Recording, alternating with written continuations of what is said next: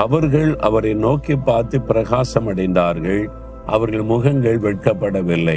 இயேசுவை நோக்கி பார்த்தீங்கன்னா உங்களுடைய முகம் பிரகாசிக்கும், நீங்க வெட்கப்பட மாட்டீங்க.